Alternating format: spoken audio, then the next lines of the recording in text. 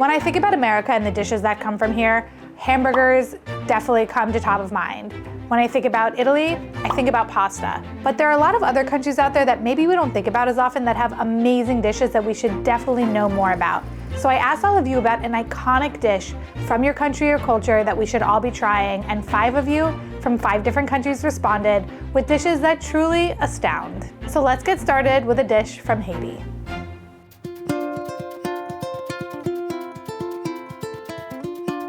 Hi Beryl, my name is Natalie. I live in Massachusetts and my family originally from Port-au-Prince, Haiti. And today the dish I would like to share with you is Riz Djon-Djon, also known as Haitian black mushroom rice. It is the perfect dish for the happy days because when you taste it, it's kind of like a fiesta going on in your mouth because you have the hint of umami taste from the mushroom stock. So we're using Djon-Djon mushrooms in this dish, and these are these small edible black mushrooms from Haiti, and we're not actually going to be eating these mushrooms. We're going to soak them in water, and then we're going to use that water to cook the rice. This is definitely a specialty grocery item, I would say. We did find them online, so I'm leaving a link in the description if you want to try making this dish at home. The smell is really strong, kind of like a really strong cheese, like a Roquefort Bleu, if you've ever had that before. Really interesting. Especially that this is coming from a mushroom. It's very cool. Oh, I just got like a mushroom facial. Wow. It smells really strong. That's so cool. You also have the sweetness from the coconut. You also have all these herbs, and also you have the slight hint of the Scotch bonnet pepper. And then all these ingredients combined together make this dish so delicious, and none of these ingredients overpowering each other within this dish. So this seasoning was specifically called out for what I needed to make this recipe. The ingredients on this are garlic, cumin, onion, parsley, and oregano. It really does smell like chicken seasoning. It's very fragrant. I'm interested to see how this is going to pair with the really strong fragrance that the mushrooms are giving off. All of them come into a union and make the perfect rice. I haven't tasted anything like the Haitian black rice. I think that is why, as a culture, we love to enjoy it during the celebration because that rice really, truly make you feel you taste a little piece of heaven. This water is so dark. Haitian always been portrayed only when there's a horrible thing that happened to Haiti in the media, but we as Haitian, we love to party. As you can see, our food are so delicious. Parties always involve all of extended family. I want the whole world to see that Haitian, we are the most resilient people because we count on each other family to stay strong. And even in our flag, there's a quote, "L'union fait la force," which meant that unity is strength. So that motto, I want the Haitian people, my brothers and sisters, to remember that. I look forward to the next happy moment where we can all have a black rice again to enjoy. And I hope any of you, when you're eating this, remember that this rice reminds Haitian of happy moments and happy time. The color of this rice is so pretty. The deep brown color is kind of chocolatey almost. The smell of it is not as strong as the mushrooms were themselves, but I think obviously the coconut milk toned down a lot of that flavor.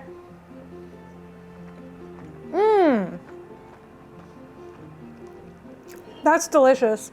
There's a little bit of a kick from the Scotch bonnet pepper, just like a little bit of heat, which is really nice in a rice dish. Nice to be a pepper on a peppery day. Swimming in the coconut milk of life. The pigeon peas have a nice contrast of texture.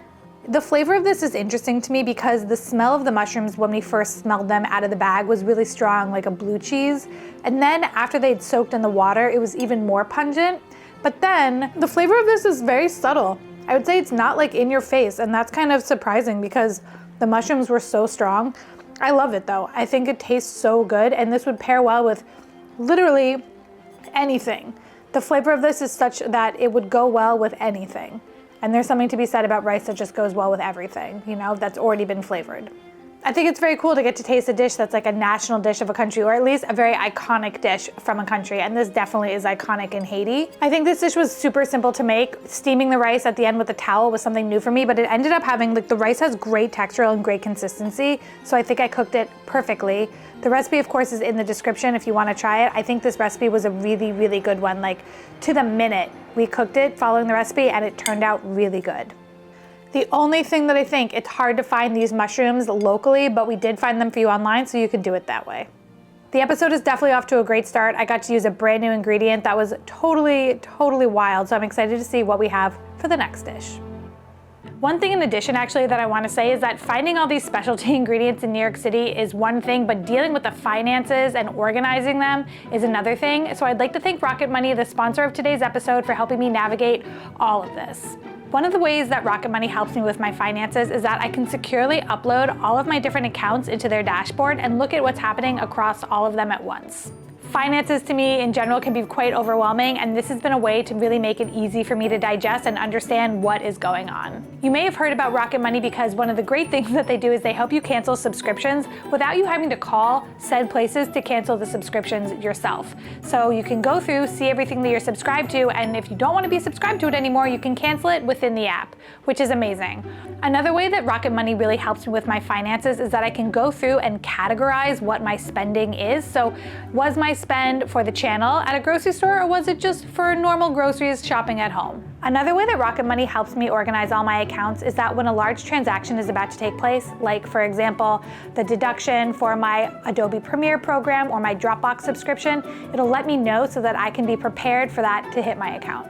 At the end of the day, I'm not the most financially literate person, but Rocket Money has been a really big help in maintaining and controlling my finances so that I feel like I'm on top of them at all times. From monitoring your subscriptions and keeping the ones you want and getting rid of the ones you don't want to just staying on top of your finances, Rocket Money is an amazing friend to have in your pocket. Rocket Money is free to download, but you can get a free premium trial when you sign up with my link at rocketmoney.com/Beryl. It is also in the description, or you can scan the QR code on screen. Okay. Let's get back to the second dish in our iconic dish series.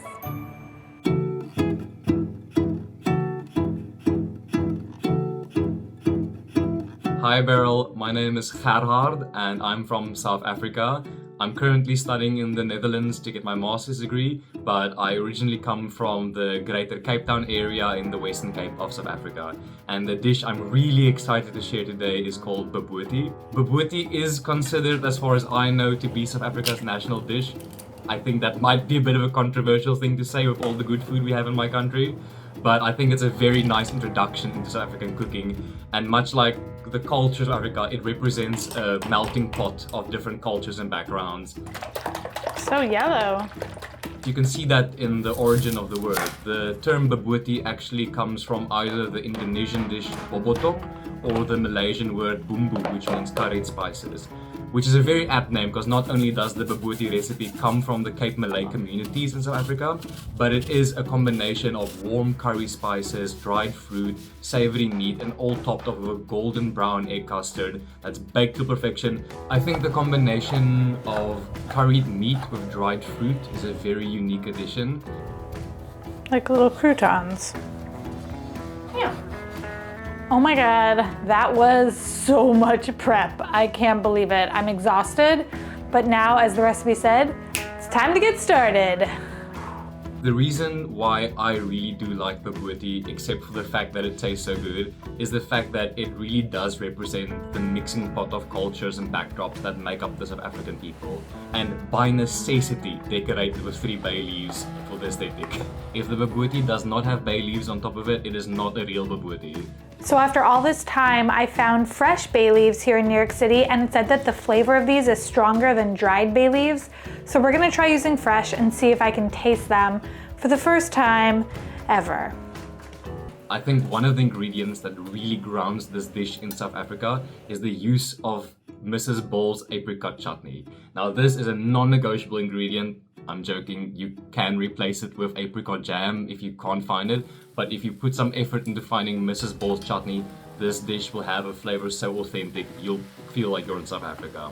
So for this, we're using Mrs. Bol's chutney, and this is a blend of apricots, peaches, chilies, and then a couple of other things, but The main ingredients are those three. I used this for a grilled cheese episode, and I've used it a few times since, but it does smell so good, and I'm excited to have this with the meat because I think it's gonna be a really good combination.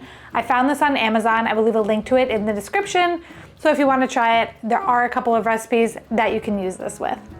We have a very, very colorful history as a country. A lot of the diversity we see in our country is reflected in our food, and it results in these flavor profiles that oftentimes people haven't experienced before. Yeah, right. Like I can't find the cardamom pods in this. No, that's too crazy. Okay, I give up. That's not gonna happen. Sadly, I think South African food is quite underrepresented internationally, and if anything, I hope this recipe gets people excited to not only try Bobotie, but to get into South African food and explore our culture and our cuisine a bit more. While I was stirring, I found one of the cardamom pods. Now I feel like I have to find the other one, but that'll just be a surprise for me or for Regit or for Leia. Surprise cardamom pod. I feel like this dish falls into my unexpected raisin category, which is something that I love when you just get an unexpected raisin in a dish.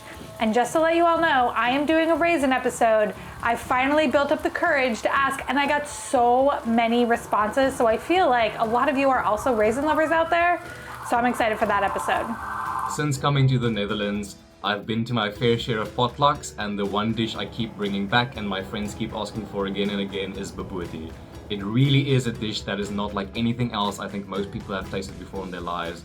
It is something that I have yet to find anyone who doesn't like it.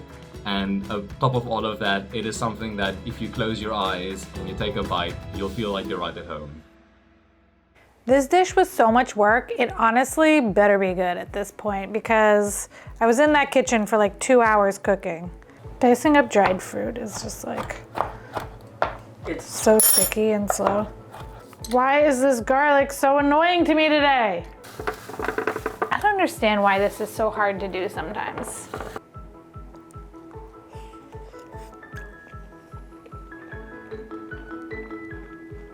That's very good. This custard top is so interesting to pair with the meat. I don't know if I would call this topping a custard as much as like a bit of a frittata that just exists on top of the meat. But I really like it as a combination. I think it just tastes, God, I'm having deja vu right now. This is weird. Like, have I made this before? No. Weird. All right, I gotta get past it. You know what I really like? I really like the raisins. Little plump pockets of sweetness that you get when you take a bite of the savory meat. The meat is spiced super well. There's a lot of flavor going on in here, and I just like the dried fruit. The apricots are good, but the raisins are better. I'm gonna say something that I think a lot of you have been waiting for me to say. I think I can taste the bay leaves. There's an herbaceous element to this. I think it's the bay leaves, and I think it's a really nice flavor. And I wonder if that's because I used fresh bay leaves instead of dried bay leaves. I found them here in New York City, finally. But either way, I'm tasting them, and that means that maybe a bay leaf does do something. Maybe it does. I'm not afraid to admit that I was wrong. I was wrong about the parsley and cilantro debate. I kind of always use them interchangeably. I did that taste test, and they're very different flavors. And I have now maybe learned my lesson about bay leaves, but I think it's really just about a fresh bay leaf.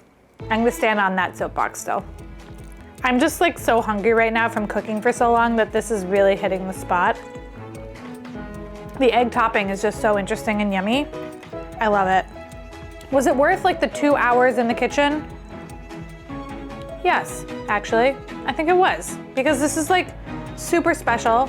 I think anybody would like it if you like ground beef. It's got a really great flavor, and I made a ton of it. So we're gonna be eating that, which is helpful because we've been going to the NICU at nights, and coming back and cooking has been really frustrating. So now we've got this, which is exciting. Yeah, this is iconic. It's great. Oh my God, we quit rolling and I was continuing to eat this, and I looked down, the other cardamom pod. What are the odds that my little scoop that I did has this cardamom pod in it, and then the fact that I didn't bite into it while I was eating? That's wild. That's just wild.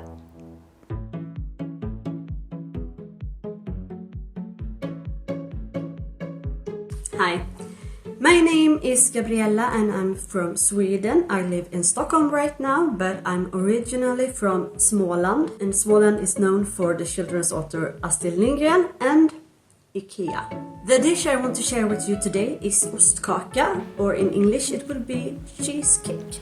So this is a little pro tip, but if you're reading a recipe that's from Europe and it says cottage cheese, it does not mean cottage cheese like this, like we have in America, of curds with a liquid around them.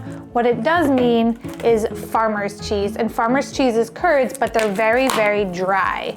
You can see like this, kind of like ricotta cheese, and that's a better substitute than using actual American style cottage cheese. But you can find farmer's cheese at a lot of supermarkets. And I have another recipe that I'll leave in the description of what to make with them, these little pancakes that are so good. It's one of my favorite pancake types. Anyway though, but we're using farmer's cheese for this. Ostkaka is a filling dessert that's made of cheese curds, which you mix with sugar, egg, some flour and almonds. You bake it in a dish to almost pudding-like consistency. I like Ostkaka because, especially if it's homemade, it's a really festive dish. The taste, I think it's lovely. It's quite mild. You taste the almonds and the creaminess of the Ostkaka. Today the dish is quite common all across Sweden. You can find it ready-made in almost any grocery store. It's an old dish, at least from the Middle Ages. For me, Ostkaka is a way of presenting both Sweden and Småland. We're gonna make blanched almond powder, and I actually had blanched almonds from my postpartum episode where I made a Palestinian dish called kizha. We decorated it with these blanched almonds. In essence, a blanched almond is just an almond without skin. So yeah, you can make them yourself at home or you can buy them. Just under half a cup, so adding some non-blanched almonds. Smålanders are not known for being wealthy, but they are known for being generous and full of hospitality. And the Ostkaka is a good representation of that. You use simple ingredients and you make something rich and at the same time a little bit luxurious. Meatballs and mashed potatoes is probably the first thing that comes to mind when you think about Sweden. You've been to IKEA, I think. And yeah, meatballs and mashed potatoes is great. But both potatoes and meatballs are much newer to the Swedish cuisine than Ostkaka. Potatoes were introduced to Sweden in the 18th century, and Ostkaka is at least from the Middle Ages. So Gabriella said that you don't cut into this, you actually scoop it out, and that the best part's in the middle. So I think we're just gonna scoop out straight from the middle. It's gonna make some people angry, but this is mine and I can do what I want.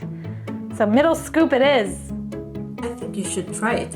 Why not? It's nothing like you expect it to be. Ta-da! It's more pudding-like, it's warm, it's filling, and it's full of history. I love that Gabriella submitted this dish instead of meatballs from Sweden because, you know, I love surprising dishes, and like meatballs, I've also made them on the channel already, but this smells so good and it was really simple to make, so I'm very hopeful that it tastes as good as it smells and looks.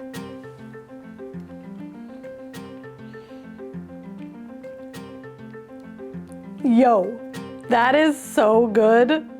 The texture is so nice. It's not silky smooth. There's definitely texture going on, which I really appreciate.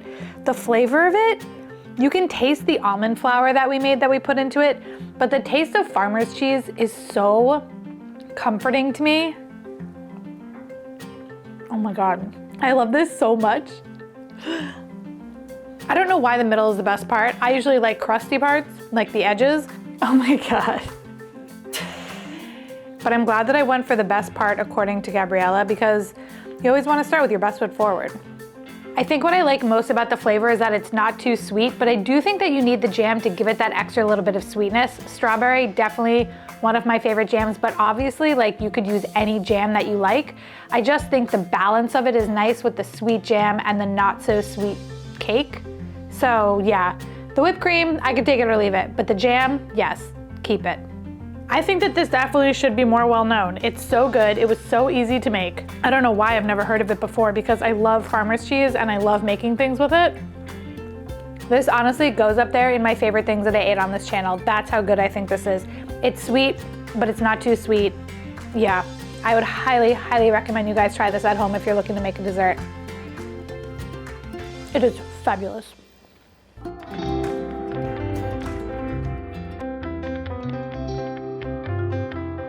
Hi, my name is Sophie and I'm from Leeds, England.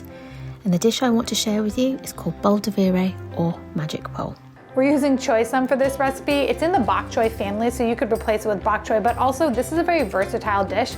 So you can replace this vegetable with a ton of other vegetables. Honestly, like Chinese broccoli, carrots, it's really up to you and what you want. Cannot believe that I found a single chicken breast for sale. My butcher shop was closed and I needed one chicken breast and boom, Bell and Evans delivered. This is a Mauritian dish and it's made up of different layers. The bottom one is rice, then a layer of vegetables, then a layer of meat, and topped off with a fried egg. My family is from Mauritius. My mum and my dad, they made bol reversé when I was little, so it's a key dish from Mauritius that lots and lots of people will make. The reason I like this dish is because it's something a little bit different, because you put all the layers into a bowl and then that bowl is turned upside down onto a plate to reveal all the layers and all the gravy coming out. So it adds a little bit of drama to a normal dinner time. This is a common dish in Mauritius, and lots of people will be eating it, and there's different versions of it as well. But the thing I like is remembering that bowl lifting up when I was young and seeing the magic of all the layers of food and vegetables, especially when you're very, very hungry. I'm using one of my ring cookie cutters here to fry the egg in because everything needs to be a circle, and I just think maybe I can fry it as a perfect circle. Did anyone else listen to that band in college/high school, A Perfect Circle? I loved them. God, I haven't listened to them in forever. Anyway, I digress. Yeah, so I'm gonna fry an egg in the circle. We'll see if it works. Ta-da! She's perfect. So this is what we're going for with these 3 layers. I'm gonna pack it into this bowl, but I don't feel confident that the chicken is going to maintain its structural integrity. I believe in the rice and the egg on top. I believe in that too, but the chicken, I don't know. Seems a little fishy that it's gonna just like stay in a perfect shape, but okay, we're gonna try. Really pack it down. Okay, kind of. We can rescue her. I'd say give it a try because it adds something different and you can make so many different versions of it. I hope you like it. This was really easy until the very end when I had to flip it. Then it got a little stressful, but it did work out. We just aren't looking at the back. We just keep it looking at the front. And I was able to keep my egg kind of jammy. It's hard to get like a good cook on an egg and then also keep it jammy. Anyway.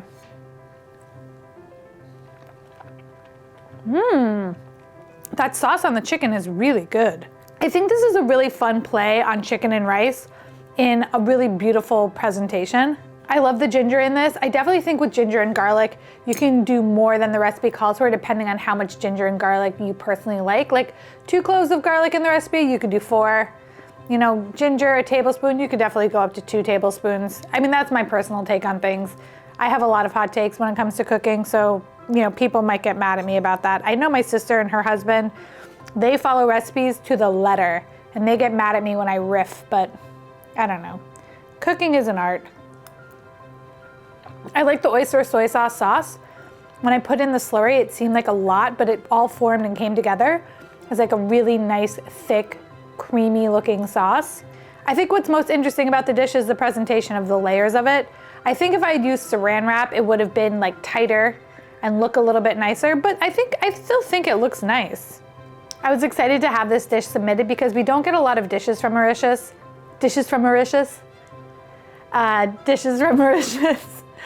But, and I also don't really think about the cuisine from Mauritius, so it's cool to learn about something new and something that's so beloved. Definitely easy to execute on your own, so this is another dish that you could replicate really well. Like everybody has oyster sauce. I just feel like it's one of those condiments that we all have in the back of the fridge. To be honest, mine expired like 2 years ago, but I think it's okay. With condiments, you get an extra like 3 to 4 years on those before they really go bad. Am I right? She says before she gets violently ill. I'm not worried. I'm worried. Leia's worried about me. I think it's fine. I think if you're vegetarian, you could do this with tofu. I think that would be really good. Extra firm tofu. With that sauce, you can do a vegan oyster sauce. That's just kind of like the nice thing about a dish like this is that it's easy to replicate at home. And so you can make a dish from Mauritius easily.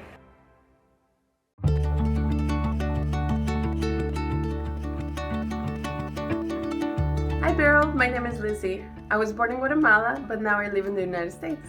Today, I want to share with you one of my country's most iconic dishes called Kak'ik, which means red and spicy. Kak'ik is from the northern part of Guatemala, which is where my family is from, and it has been around since pre-Columbian times. Kak'ik is in the Mayan language Kak'ik, which is still spoken today. Kak'ik is a traditional soup made with a whole turkey, although for a smaller portion you can use just pieces. This is a very slow process. I thought it would go a little faster. I've charred vegetables before, but like, It's full of flavor with tomatoes, onions, and herbs like cilantro and samat. Samat is what we call culantro. Samat is native to the Mesoamerican region, and it's similar to cilantro but a little stronger, and it has a unique taste that really defines the dish. What makes Kak'ik red and spicy is the addition of chile cobanero, a spicy chili grown in Coban, the capital of Alta Verapaz, and achiote, a traditional Mayan ingredient that makes it red. It's like a paste. the recipe calls for a fresh guajillo pepper, but we couldn't find that here in the city, but I could find dried. So I'm gonna substitute it. I hope that it still works. I do have the most important ingredient, which is this chili powder, so hopefully I will be forgiven and that this does work. Every family has their own recipe. This is how my grandmother and my mother used to make it. I love Kak'ik because it's a symbol of Guatemalan traditions that go back centuries. It's eaten at weddings, baptisms, and other special occasions to honor guests. Here's a question for all of you. Are you dark meat people or white meat people? When we have Thanksgiving at my house, everybody wants the turkey breast and nobody wants the leg, but Leia was saying that everyone wants the dark meat at her house. But just like in general, I would say that I'm a dark meat person. I like chicken thighs a lot, but like, yeah, let me know in the comments, what are you all? Please fit, please fit, please fit. Oh no! Oh no. Crud, crud, crud. Okay, I guess I'll cut it. Oh, darn it. Oh no, I'm not a butcher. Time for the cleaver. Hopefully I can get it through the bone. Ugh. Help. I need somebody. Oh, you got it. Oh, thank God. Okay, cool. Will it fit now? Pretty close. Yay! yeah, I think right? that's close enough. Yeah. We enjoy it with tamalitos blancos, little plain corn tamales instead of tortillas. It's delicious, spicy, and comforting. Older generations often joke that younger people can handle the heat anymore, but you can always adjust the spiciness to your taste. In 2007, it was declared intangible cultural heritage of the nation by the Guatemalan Ministry of Culture. Its name in Kak'ik connects it to a Mayan living language and to the people who make it. For my family, this dish is also deeply personal. During Guatemala's armed conflict, my mother was a physician who helped many Kak'ik people, and she learned the language through her work. Whenever she visited, old friends would make Kak'ik in her honor. So this dish is not just food, it's a way of showing respect, gratitude, and community. Lizzy said that it's very important that I use habanero chili flakes, actually from Guatemala. She said that's gonna make the dish spicy, and it's meant to be spicy. And it smells really spicy. Do you want to smell it? Wow. Like makes your nose really tickle. All right, so we're gonna make the dish spicy. It says that this is a rare Maya variety of chili pepper that is only grown in the mountains around the city of Coban in Guatemala. That's pretty cool. I will also leave a link to where I bought it online in case you're interested in trying it yourself. I think people should try Kak'ik because it's not only delicious, but it's also a way to connect with centuries of history and culture. Mayan heritage is part of who we are. It's in our DNA and it deserves to be celebrated. Thank you. Bantios. I would say that this dish was a medium amount of work. Because I used my pressure cooker, it went a lot faster than if I was just to boil the turkey. But charring all the vegetables, like, it's a bit of a slog. Should I oh God, no. Ah, oh no. The skin is all coming off. Ay, ay, ay. Ugh, stay. But it smells really good, so I'm excited to have a big taste. Hot. Spicy. Woo! Lizzy said that this dish is meant to be spicy, and it is. Ooh, that has a real kick. That chili powder is no joke. Although I did put a lot in here, I think. You think that's a tablespoon? Sure. Let's have some turkey.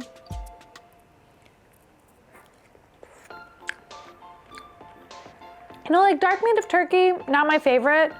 It's really soft and it's not dry at all. I mean, it tastes really good. I think the combination with the soup is nice, but I'm very much digging the soup, minus the extreme spice. It's tomatoey and very herbaceous. Just because it's spicy doesn't mean that I can't taste the vegetables that went into it. I don't actually taste the tomatillo. I did put 2 tomatillos in, but I think tomatillos don't have the strongest taste, but I can definitely taste the onion in here. I think the biggest flavors though are, like I said, the tomato and the herbs, and makes it very fresh tasting. One of the exciting things is that this was the first time I was able to find and use culantro. Other recipes have called for it before, but I've never been able to find it, and I finally found it in New York City, like on a whim, down in the Lower East Side. So that was very cool. It very much smells like parsley, which is why I think they're interchangeable if you can't find it. So that's like one thing, if you want to try this dish at home, you're okay with parsley. I also think, even though I use turkey, like I think that chicken would be good in this and give you the same thing. The turkey is really big. Obviously we had some trouble getting it into my pressure cooker. Chicken would have been easier, but I wanted to follow the recipe as to the letter as I could, and I think I did a really good job on that today. It's kind of hard to find turkey outside of Thanksgiving here in America, but Lizzy did say that turkey is very common in Guatemala, so I definitely understand why this is an iconic dish in Guatemala. It uses a lot of ingredients that are native to the country, and it just tastes really, really good.